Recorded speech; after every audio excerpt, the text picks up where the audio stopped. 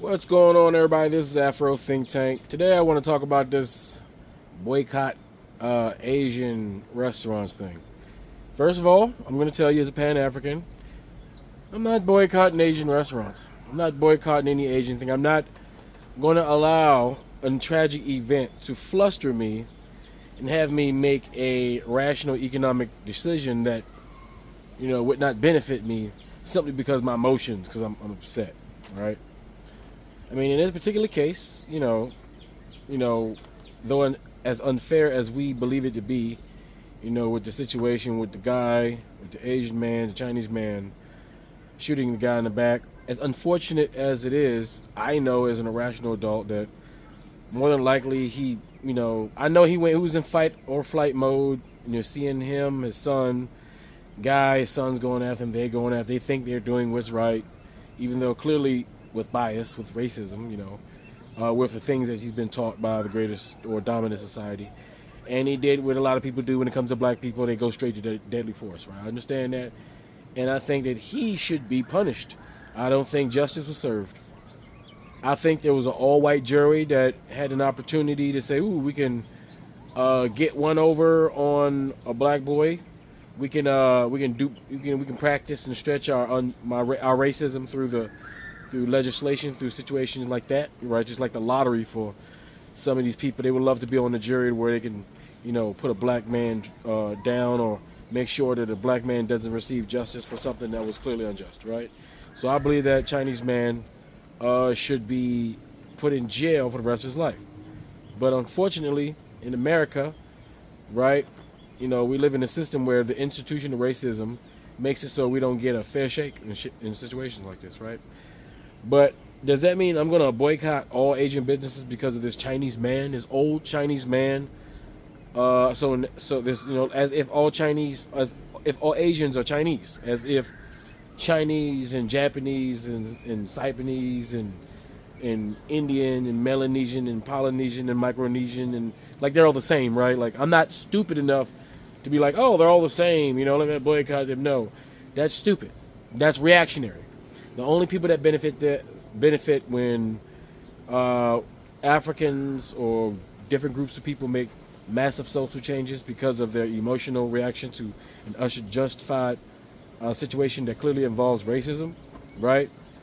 Right, that doesn't benefit any of us really, then and doesn't have any real effect. Then that's a problem. Because first of all, you're not boycotting any Asian nothing. How are you gonna do that? Our economy is built around Asian manufacturing. All right. Now, what you're saying is what you guys do is every time a situation like this happens where Asian something does something to us, right? We get all hoopla, and then we want to say we want to boycott something, right? That and your reasonings for boycotting is because we're not getting treated correctly in these establishments that we frequent, that are forced into our communities by the white power structure that makes it so that acrimonious altercation occurs. It's designed that way, right? But we know this now, right? We've been complaining for years when some overzealous, afraid Asian, because Asian people are afraid of us, right? They're afraid of us because what they were taught by the greater society. They react like people who are afraid of something, which is usually they overdo it, right? Right? They act upon their biases, what they know. Right, that's a lack of education. These people are not educated. All right, they're not educated. That's the problem. It's always been the issue, right? But the reality is, even though a lot of the Asians right now, if you notice, what I want you to take from this lesson right now. There's twofold. For a few, maybe more than twofold. We'll see where this goes. I want you to see now that African Americans are perceivably being held accountable for overstepping, right? Because every group does something where they get jumped on. And it's really hard for our audience to get one on us. It's really hard. You understand what I'm saying? Because we're so cool with it. We're so efficient with it, right? Usually we're the righteous ones in the room. But right now, we look like we're overstepping. We're going too much. We're doing too much. We are being ignorant to the fact that all Asian people are not the same. All Asian people are not the same, even though the sentiment is we are just sick and tired of being sick and tired of POCs disrespecting us when we spend our money with them. But here lies the problem. We sit here and we complain about it. right? We sit here and we complain about it. And then we galvanize towards grifters who are really good at complaining about it, right? And they can entertain you while complaining about it. They can give you cool little names and say we're going to delineate, right, while complaining about it. They make all their money complaining about it, and the only one that seems to get a come up is the one who's the best at complaining about it, right? But none of these people want to, solve the problem or push the solution, which is clearly there. The medication's there. It's been invented, tested, right? And it just required how much of that medication needs to be applied, right? How long does that patient need to take that medication in order for that patient to be healthy, to be rid of the disease, to be rid of the bacteria, to be well, right? The formula has already been created, right? And the thing is, we as black people, as smart as we are, right, we still got our arms open to society, and we allow everybody to come in and make money based off us. We still allow people into the cookout, even though we keep saying we don't let nobody in the cookout, right? And we still are naive in believing that beefing with ourselves is going to bring us any kind of tangible movement towards effective change in the future. That's why delineation movements are ineffective. Why are they ineffective? Because they don't go anywhere. You're simply making yourself smaller, and nowhere in biological history, nowhere in the history of life forms have been a smaller group ever been a beneficial thing for any animal, right? Ever, right? Numbers always been, there's power in numbers, right? So that means you try to create groups that will create power. What does that power look like? Power and influence, power and positioning, power economically, right? What does that look like? Supply lines. How large is your economy, right? How much of your economy do you control, right? Who are your allies? Now, we've already come to the conclusion that we don't have any allies outside of black people, right? They've demonstrated that we don't have any allies outside of black people, even though there are a micro minority of allies that we can consider allies to a certain extent. We don't have the true allies that we seek, that we believe as human beings that we can be, that we can have, that any rational human being who wants the things that we want, which we are rational human beings, knowing that everybody, we all pretty much want the same thing. It's just that we as black people are the only ones that want it for everybody, and everybody just want it for themselves, right? So with that being said, a lot of Asian people are letting us know how they feel. They finally get to say something, and we gotta supposedly shut up and listen, right? Because some people, like I say, they emotionally react to everything, and the only energy they put in anything is emotionally reacting to something, right?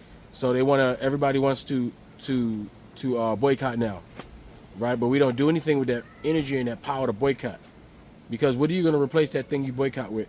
Are you serious about boycotting, or is it just a fad, or just something you want to do to make yourself feel good about, being pissed off about a situation that looks unjust, right? What are you really trying to accomplish, right?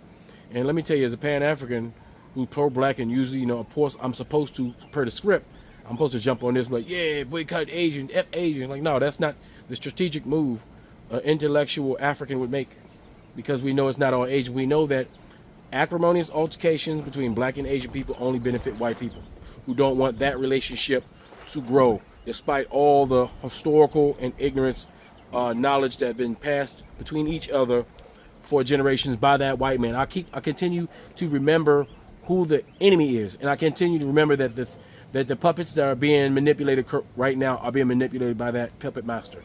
I never forget that. Even though we have to deal with the puppets, the puppet master is manipulating the puppets. And I keep all of that in context when things like this happen, because keep in mind, it only benefits white supremacy, because you don't see these type of events happening in America, by the way, right? We're not talking about the internal Asian hatred and colorism and racism they got between themselves, because within the Asian communities, there are Asian groups of people that hate each other. They historically hate each other. They can't stand each other. There are groups of Asian people that value black people more than they value a particular group of Asians, simply because of how much they hate them. That's true. You got to understand how large and massive and diverse what we consider Asian community is, which might possibly should be redefined, because who named Asians Asians? Because are Indians and Han Chinese the same phenotypical racial group of people? I don't think so. Right? But they've been lumped up by who? The white person labeled them. Therefore, they fight over the labels and lines created for them by the white European, Anglo-Saxon, Dutch, Germanic, barbarian. So they have their own issues and side effects from the colonialism they dealt with, and all the whitewashing, and along with other different negative aspects of their own culture that they got to fix internally, and the racism and color. They got so much shit they got to deal with inside, right? They don't have any space to speak on us when it comes to how our societies are in some of our less developed communities. So like I said, a lot of them right now think they eating right now. They think they eating African Americans. They think they eating, oh boy, y'all, and they think they getting us, right? But they're not getting. They're the stove not even on. They don't understand the stove's not even on, right? I understand that they're frustrated that they believe they're being lumped up into a category, but they lump themselves up into a category when it's convenient for them.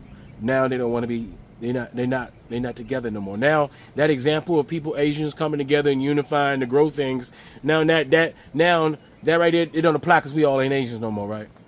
When y'all like to use the statistics of your group economics based off all of your diverse and different racial groups of Asians who, apparently right now y'all not all one, but when y'all use that to go against us to try to compete with us on some sort of mythical social, playing board that white people got you on, that you playing thinking that the white man's gonna give you something if you win the game against black people as the premier sidekick of white supremacy or something. I don't get it, right?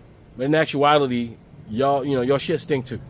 Y'all hoods are dilapidated. Your communities that are not being invested in fester crime and disease, and y'all communities have your own version of ghetto-ness, and y'all don't know how to behave. Y'all all that shit. Y'all got the same thing, if not more than us, because there's a lot of y'all.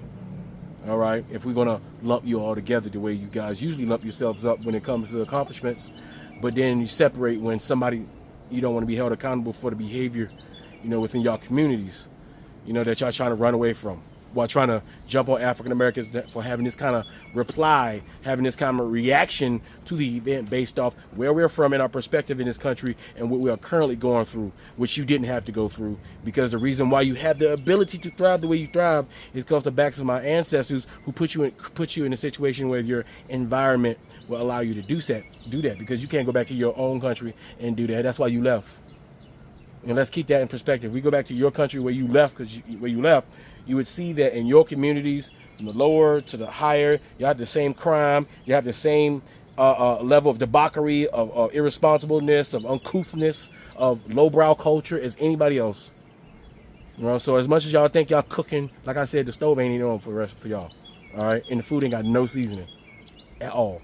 All right, and for the ones that say we go to we don't have to. Here's the thing: as a Pan-African, this is the answer to the question. You see, we don't have to go.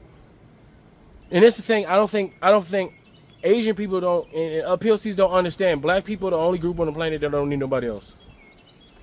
We don't need. Listen, as much as I think that the Asian and Black community should be the natural allies due to our history and our past dealings with each other.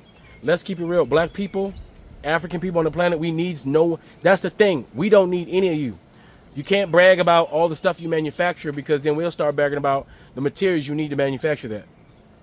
And the fact that we got the ability to manufacture the same stuff you manufacture means that we can do what you do.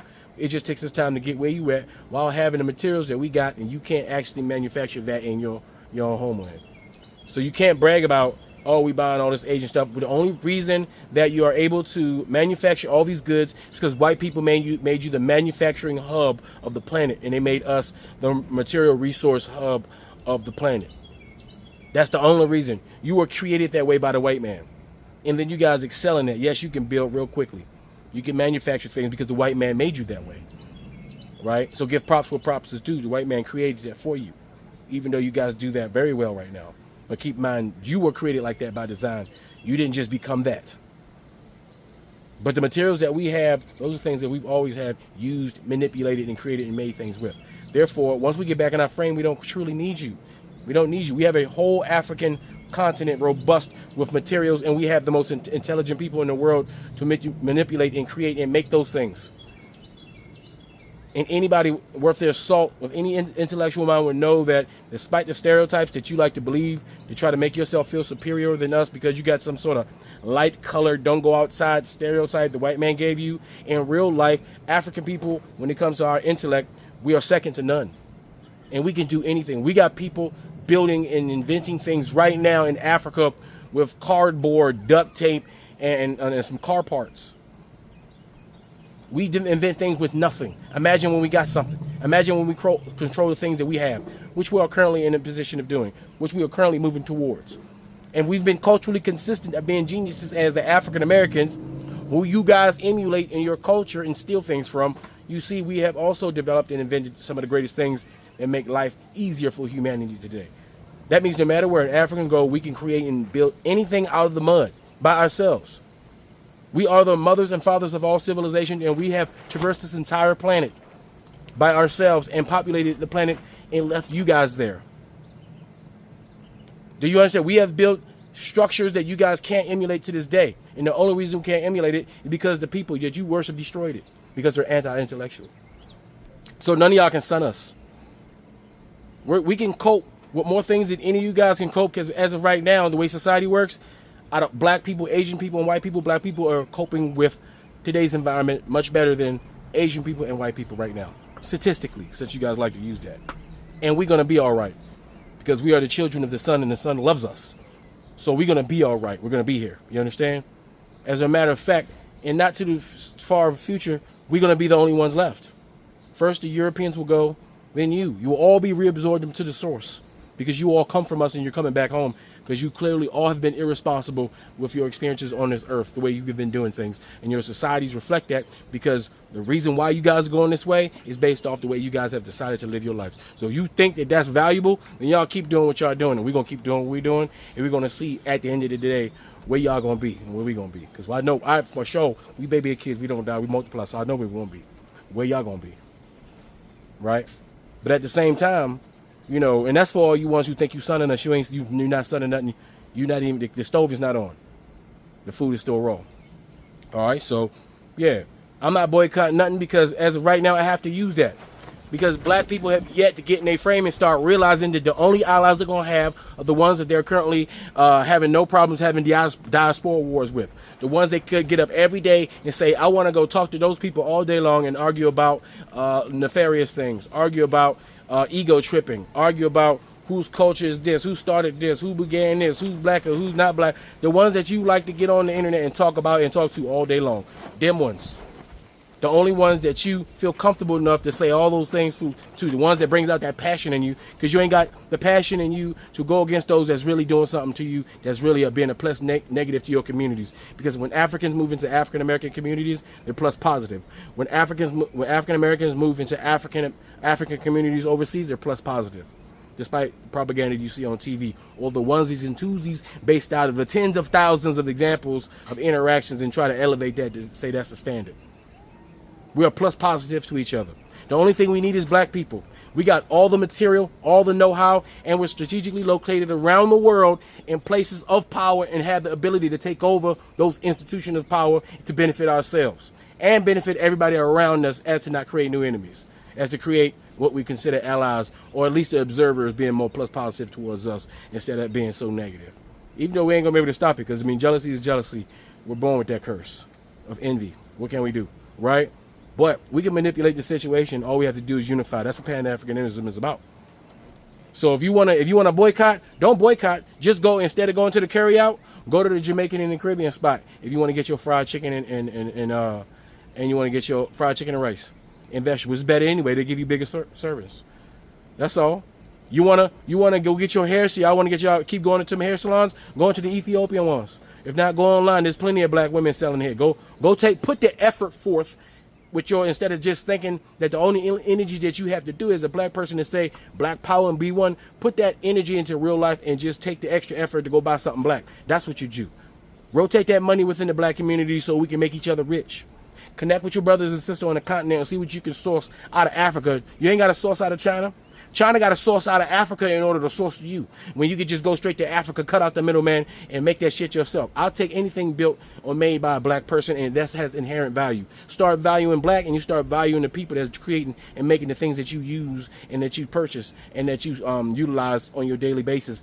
If it only it's the value we add into it that makes it valuable. That's why all these white people always slap a wrapper on their white products, because that adds the value to the product. Because if we're saying the product is cool, that means the product gets overmarked because some rapper said that product is cool. So then everybody go get that product because now that product gets overmarked because now it has value.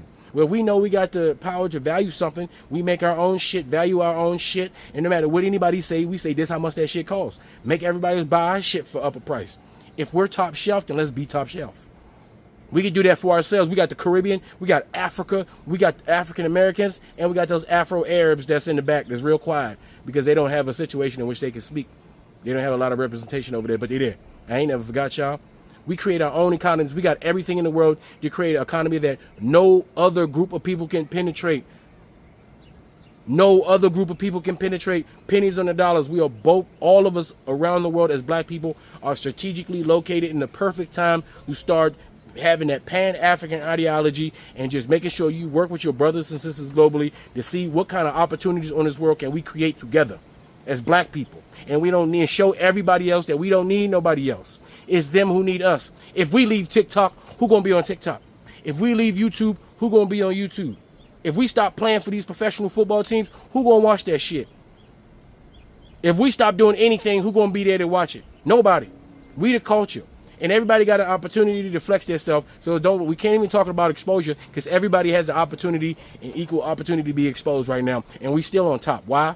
Because we are the culture. So therefore, let's take that. Let's monetize that. Let's work with each other. And let's quit these diaspora wars and realize that everybody now, right now, is showing us who they are. They showed us who they was when we tried to make sure we didn't get this crazy neo-Nazi in. They show us who they was when it was time for them to criticize us for some situation. Because out there, miles, a lot of truth is happening because they pissed off, right? They're saying a lot of extra shit that they've been wanting to say while they trying to eat off us, right?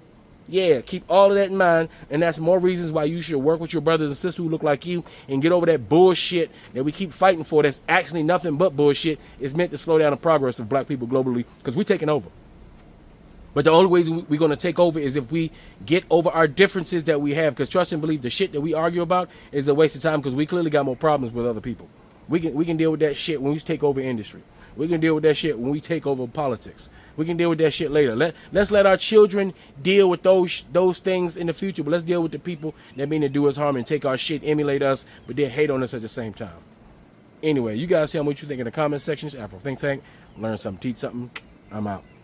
Fuck them again. Fuck them. Them and you is not friend. Fuck them. Them no need to be in your life. So why you making them cause you nothing but trouble and strife? Fuck them. Leave it there.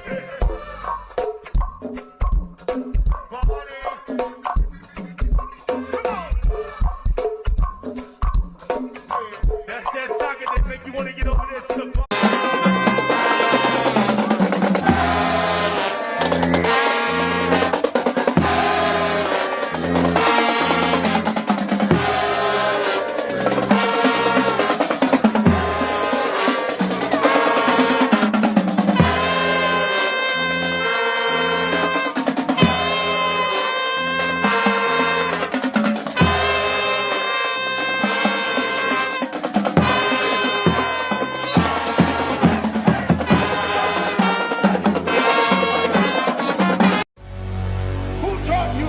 The texture of your hair?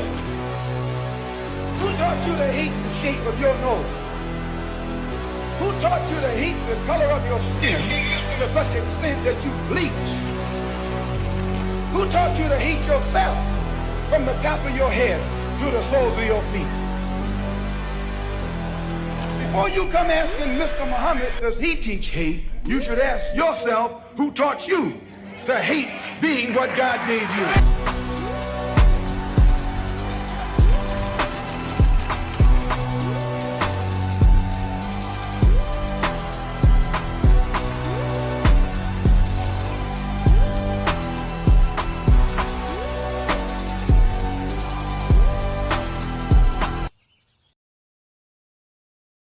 Free Sudan. Boycott diamonds and gold. Free Sudan. Boycott diamonds and gold. We most definitely cannot forget about the people of Sudan. Thanks for watching Afro Think Tank. Don't forget to like, share, and subscribe. And follow me on Substack and Patreon for more content. Remember, it's Pan-Africanism or nothing.